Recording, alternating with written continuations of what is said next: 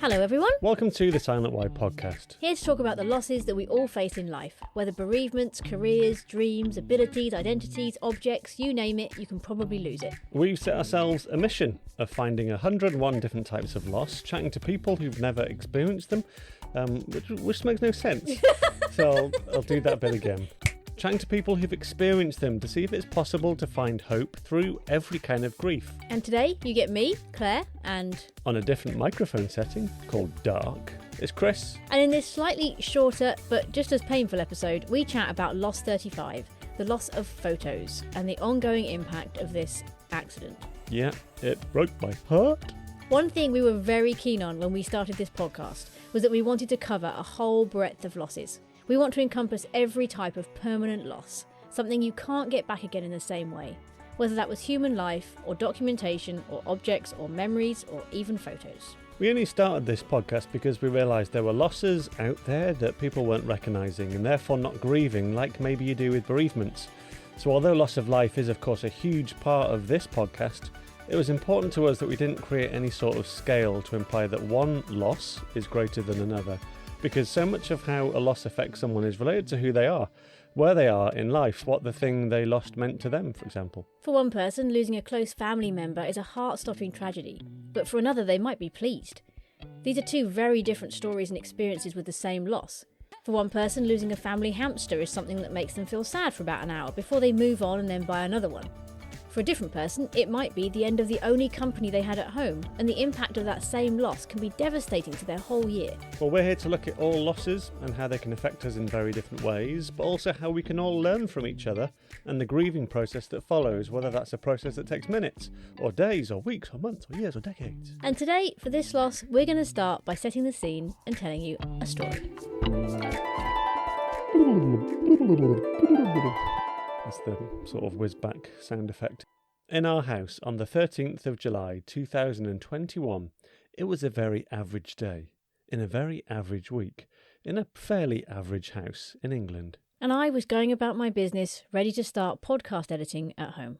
I was minding my own business, working from home, already logged onto my work computer in the home office. Well, the office at home. I don't work for the home office. And after a couple of nights away, the laptop that I was using was snugly in its laptop bag downstairs, and I needed to bring it upstairs to work in the podcast See one of my previous blogs to explain the name of that. Meanwhile, I was very busy working upstairs. I took hold of the laptop bag, made sure it was zipped up, because if not, the laptop might fall out. And I'd like to point out at this point there aren't many more people more conscientious than me when it comes to being careful. I've broken around 5 things in my life, and I've never damaged, broken or lost a phone. Meanwhile, I was working very hard upstairs. As I pulled the bag from the table and held it by my side, bearing in mind I'm pretty short, something dropped out of the side zip pocket and fell onto the floor. It fell around 10 inches at most. Meanwhile, I may have been in a very important meeting, working very hard upstairs. Looking down, I noticed it was our external hard drive, where we back up all the photos from our laptop. I didn't think much of it and there was no external damage, but I had to transfer some photos, so I sat down with the laptop and plugged it in. A little nervously, but fairly confident all would be well. Meanwhile, I was probably working very hard on the internet upstairs. When I plugged the hard drive in, it made a horrible whirring, clunking sound, and the computer didn't recognise the drive as being there. I tried a few times, but then remembered that sometimes it can make it worse by letting it whir around, so I unplugged it, and with a lump in my throat and a knot in my stomach, I made the slow journey upstairs. To the place where I was working very hard. After a lot of Googling, and the pair of us trying to pretend that it would be okay, our minds started to go over everything that we had put on that hard drive. Namely, all our photos. Thousands of them. We'd thought it was a solid-state drive, which meant a small drop wouldn't affect it. But it turns out it wasn't. Unfortunately, we got into the habit of backing up our photos on there. But as our laptop got older, we started to delete them off the laptop to save space and memory. After an online chat with Seagate, who made the drive, they very kindly helped to try and retrieve the stuff, but then said that they could actually collect it, analyse it in their lab in the Netherlands, where they do all the professional recovery stuff, and then they would let us know. All of this, which usually costs £600, they said they'd do for free, which allowed us to believe that we may still get our photos back. And at this point, I did have a lot of hope for recovery. They collected it, as they said. We waited 13 long days while the photo men did their thing, and then we had an email to say they couldn't recover anything and they'd thrown the drive away. That hope I mentioned disappeared. The knot in my stomach when it happened, afterwards and now, and when I remember all the things I've lost, is horrible. I just couldn't stop my brain from trying to find more things that we'd lost. Like you do with a human when they're gone and you realise all the new ways it's going to keep impacting you. There was a sliver of good news. We remembered that we hadn't moved everything onto that particular hard drive because we had an older hard drive that we used before, which still had photos and documents up until about 2017. So we worked out, with a bit of investigation, we'd lost a chunk of time from 2017 to about 2021, 4 years or so. So that was a small comfort. However, let's just get specific about some of the stuff that we did lose that we can remember. There's quite a long list. Let's go through a few specifically of the major events, well, many of the major events that we know we've lost, because there's more that hasn't come to mind as yet. Firstly and foremostly, animals. From the moment digital photography was invented, Claire at a zoo just became a bit of a nightmare because you might have her standing with the penguins for 10 minutes and would come back with 300 photos. So across the course of 4 years, hundreds of photos that you'd have taken, all lost. I was on a run for almost doing all the zoos in the UK. The good ones. There's not many bad zoos in the UK. We're pretty good over here with zoos. Especially like pandas. You can only see them in Edinburgh Zoo. It's the only place you can see them. So we took loads of photos. We had a very special moment alone watching the pandas, which is incredible because you have to queue and get a ticket to see the pandas. At the end of the day, we happened to just sneak over and get to see them. You know, all those kind of photos. Gone. We have memories in our mind, nothing on film. What else? Well, we had a lot of birthdays in that time, ours and other people's. Big birthdays. Some big birthdays. So me and you turned 40 in that period. So we had photos of days out with family and friends and a weekend with friends for me for that weekend. My auntie turned 100 and then 102. So we lost those. Your mum had a 70th weekend that we did down in Devon. So we had photos from that weekend. And there'd have been many others. Okay, moving on. Day trips locally, holidays in the UK. We went to Derbyshire, Oxford. We went to C.S. Lewis's grave. And for you, as a big fan of literature and writing, very much inspired by C.S. Lewis, went to his grave, spent some time just looking around that area. Time Kingswear in Devon, New Forest, they've all gone. And lots of other probably more local things we took photos of that I won't remember until the future. So they're gone. MotoGP weekends and your motorbike, the last motorbike that you had would have fallen into that period. And when we sold it, we took loads of photos before we sold it and sort of said goodbye to it and had a final kind of shoot with me and you sitting on it and stuff. So that's all gone. From one M to another, Murray Green, our chameleon. We had him for 3 years. All 3 years of his life fell into that period. So I have nothing outside of that except for social media, where he had his own Instagram account, which annoyingly is still more popular than the Silent Y. And so I put lots of photos on there. So I've got them on there, like, you know, low res kind of naff ones. But I think I must have had about 2,000 photos of him because his colours and, you know, everything about his setup was so beautiful. I was just constantly taking images. So yeah, we've lost pretty much all of those. Other important holidays. We had some big holidays during this time as well. Some real big trips. Holland. Well, that's not the biggest trip. Holland, yeah, but that was me cycling a lot more than I ever do in the UK. You know, Holland's built for cycling. That was a very good holiday. That's true, yeah. Okay, some of the major holidays. So Iceland, we did a trip. This was part of my 40th birthday year. I chose something I wanted to do for my 40th, and so we went to Iceland for a week, just less than a week.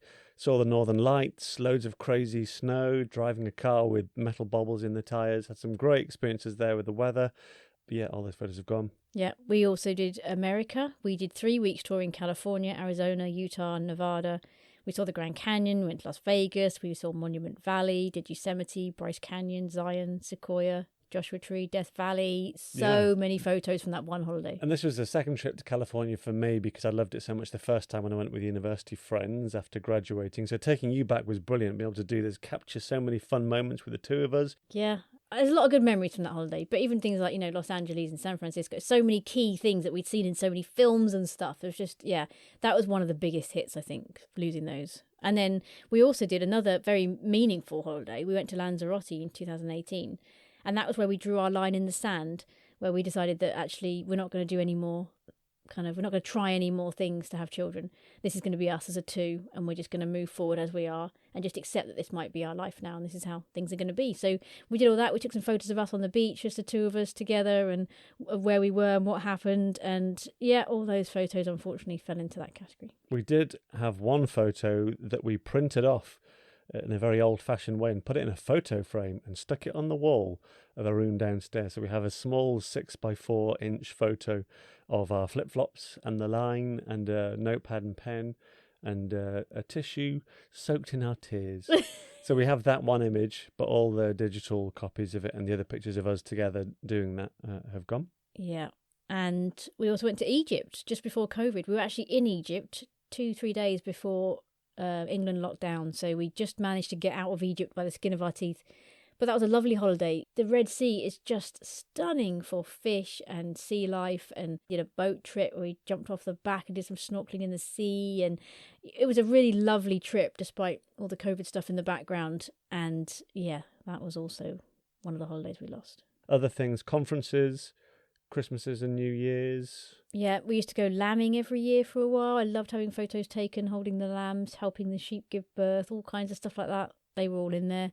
Work events, there was Chris on TV with a giant cheese. There was, yeah, and we did have pictures of that taking place that I've lost, me and a giant inflatable cheese. I also had a picture of you with the giant inflatable cheese trying to get up the stairs. This thing's about 6 foot diameter, so it's a massive cheese.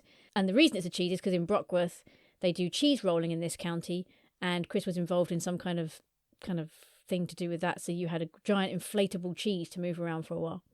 Closer to home, garden project. We had a big redoing of the garden during the early stage of the pandemic. Lots of photos of that being done. Word. Hundreds of photos. Maybe it's a blessing that most of those have gone. No, from the mud right through. Actually, I do have quite a few of the gardens still, so that's not been the biggest hit.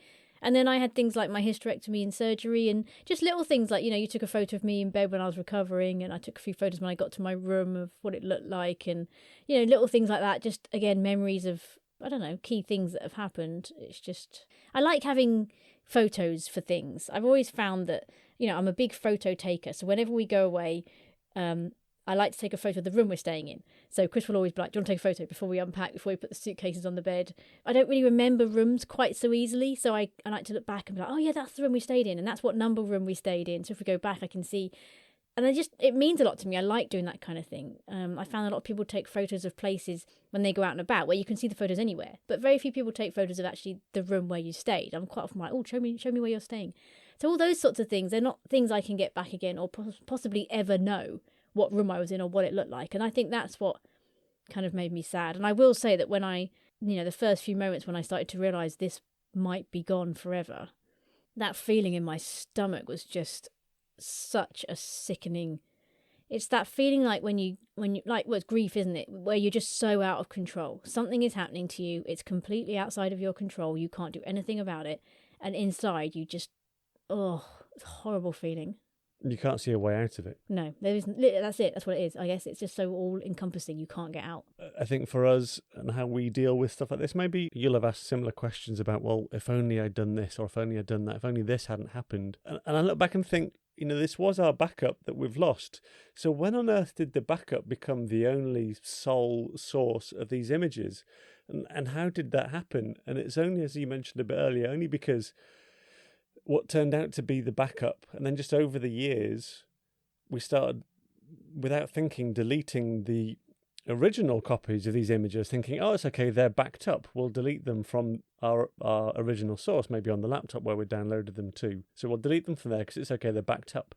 Without thinking that, well, then your backup becomes your only copy.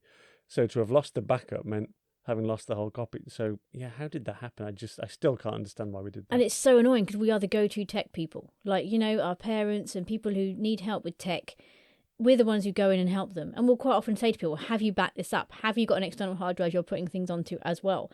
Which we were. And we just, like you said, we just at some point started deleting them off the laptop. So they became not backed up, but just at one point we did have 2 hard drives running with the same amount of stuff on them. And I think there's just been this gap where over the years we had this, that's why we had the older photos, but there's this gap where we just hadn't backed up the backup onto the old hard drive beyond the new hard drive. No, it was so sickening because I think it's a really good example of, some losses are complicated because you feel like they were preventable or you feel like there was a way of avoiding them some way. And that includes deaths as much as it does any of these kinds of things. And I think when there's that element to it, it's just a really hard thing to come to terms with and and get your head around because it could have been different.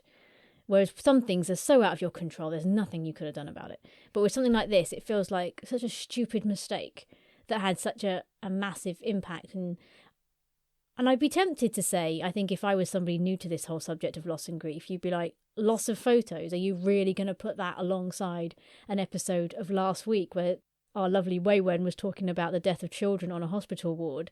But I think that's what we wanted the podcast to cover, the fact that there's a lot of different losses, and we grieve them on very different levels, of course. But when I found out that I'd probably lost all these photos, the physical reaction in me hit me in a very similar way to some of the news I've had when other things have happened that have been more tragic, like, you know, somebody dying and stuff. And it doesn't last as long. There's not the same impact of grief, but there is an impact there. And I really want to just show that in the podcast and show that it's not all about one type of loss and we'll categorize them all. And this loss is better than this loss and this loss is harder than this loss, because that's not always the case. And the loss is still there. And I can still feel a physical reaction when I think of something we did and then I realise I've got no memories of that now. Like in photos, I have memories, but I don't have the full scope of photo memories. I think it's a loss that I will trivialise and try and make comedy out of if I'm telling people. So I'll share it and tell people how shocking it was, but I'll turn it into something funny because there's probably something in me that's a bit embarrassed to be like, actually, this is quite painful. And that was a year ago that we lost these, and we've both had multiple reminders, haven't we, as things crop up. Oh, we must get that. Oh, no, we haven't got that. Oh, we must go and look for those. Oh, no, we can't. We must show someone that. Oh, no, we can't. So loads of reminders come up that we don't have this, that we've lost something. Have you felt any shame or embarrassment about telling people about this? Yeah, definitely shame and embarrassment, because I feel like the gut reaction from most people is like, why didn't you back them up? Which is hilarious, because I would have probably thought the same thing, but it's not until you've done it. It's like, well, that's great, but it's too late. Hindsight is 2020 and all that. It was a mistake, and that's what happened. So I feel like there's an element of like, I remember the guy on the chat with Seagate, we were first chatting to him trying to work it out, and then he told us that, you know, they couldn't get anything back again. I just remember saying to him, oh, I just feel so sick, like on this chat. He said, oh yeah, I've been there. You won't do it again though. And I thought, no, I won't do it again. And I really want to tell other people, like, don't do this, because it doesn't feel good. But what it has done, it's made me really appreciate what we have got, because I remember thinking what holidays were before that, and then thinking, oh, we're okay, we've got the memories from this. And we went to do Israel for 12 days, and that was a really special holiday. Took a lot of photos, very unlikely we could get the same ones of those again in any way, and we've still got those. And I remember just now, when I think about it all, I do think back to things like Israel and think I'm really grateful I've got those photos. And it does sort of do something with your memories that you have in your head. It makes you kind of... I remember our friends, Ben and Grace, they went travelling and a while ago, and their camera was nicked, and they lost a whole chunk of their photos when they were travelling around South America, I think it was, something like that.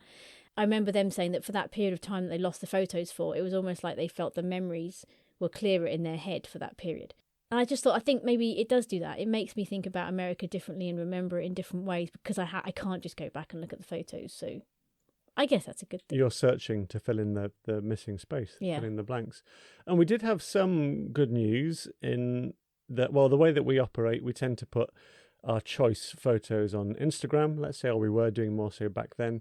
And so on a big trip like California, this huge experience that we built up to every day, we'd put a selection of our choicest images onto Instagram as a bit of a diary, as a reminder of what we'd done that day. And you might not know this, but if you ever have something similar and lose your photos, you can request from Instagram a file to be sent to you, which will be the sort of the store of your images, or your image on Instagram. So we received all the images that we'd posted on Instagram, but in small sort of square. So like pretty much a copy of what you see through the app. So we received a folder full of images. So we were able to take lots of those from California, from Iceland, from some of the other experiences that we'd had.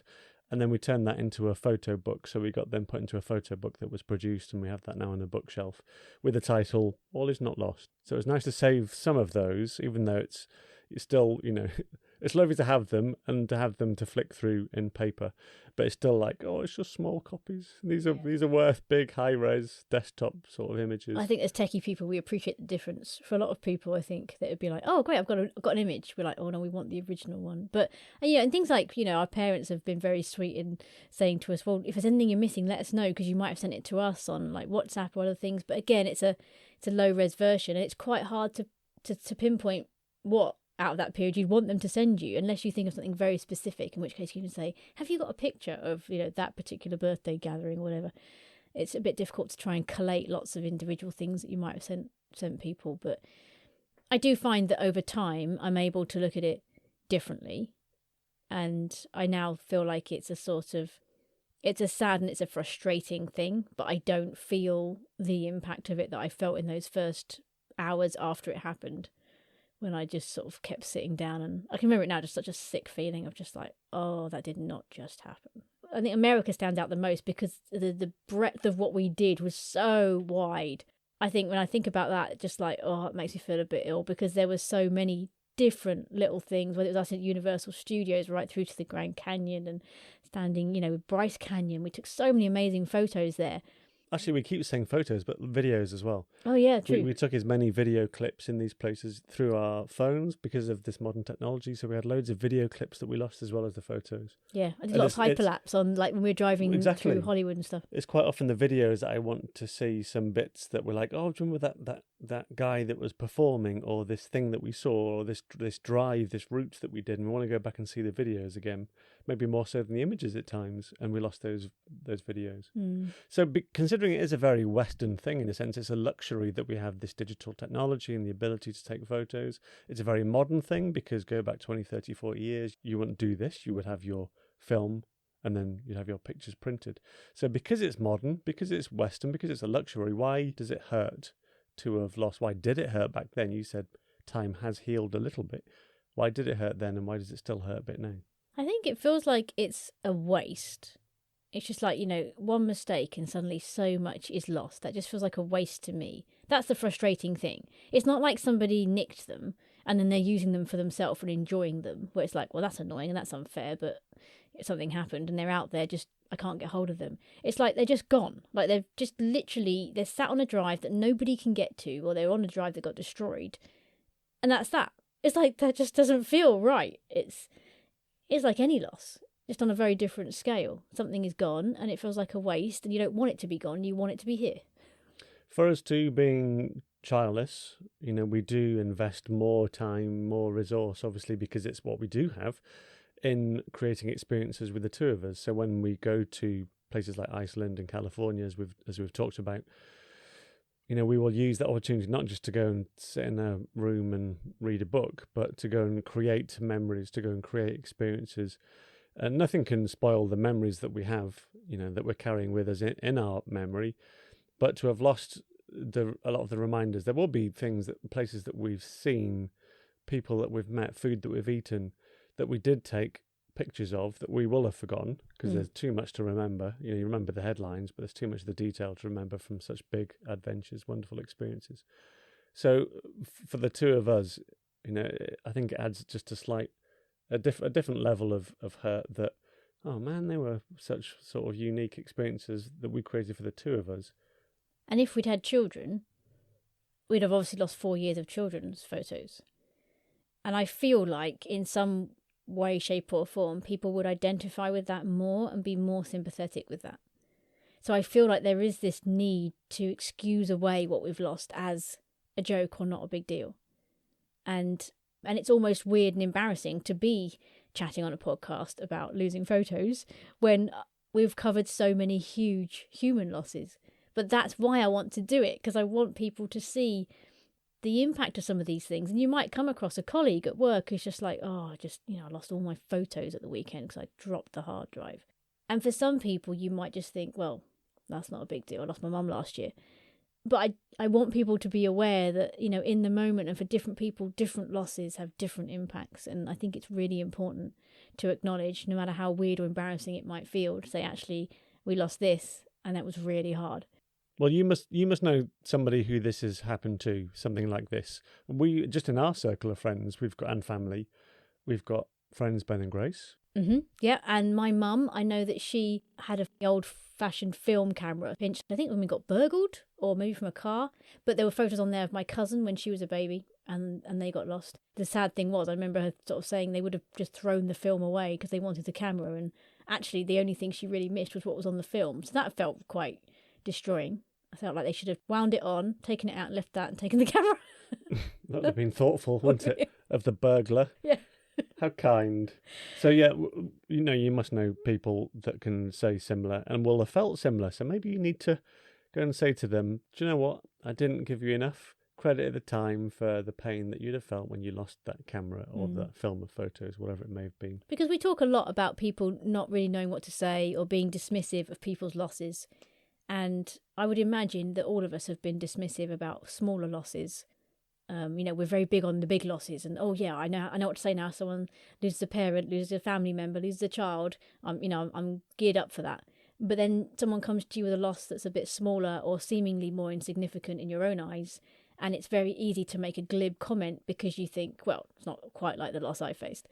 And actually, I want to be like, no, let's remember that everybody has an experience with loss that hurts, and we need to be sympathetic of that across the board. In your hurt, did you ever ask why? Did I ever ask why? Why? I don't think I did. Partly because I knew why. I knew the answer to the question why. I dropped it. That's why it happened. I didn't really question why did I drop it. I dropped it because the laptop thing was on. That for me makes sense. So it wasn't really the why question. It was more just the sadness at the loss of it. I just moved straight on to the next stage of just being sad that it had happened.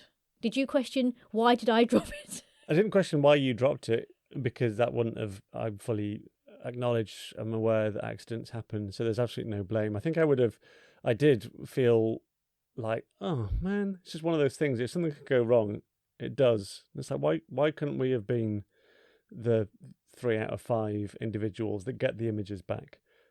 Similar to around the time it happened to us, I was at work talking to a colleague who'd had exactly the same thing, an external hard drive that had contained some photos and quite a lot of audio recordings. She works in radio broadcasting, so she had a lot of personal audio recordings that were important to her. And she dropped a hard drive, plugged it in, it wouldn't recognise it, sent it away to a local IT expert who retrieved everything. And it's like, oh, why couldn't that have been our story?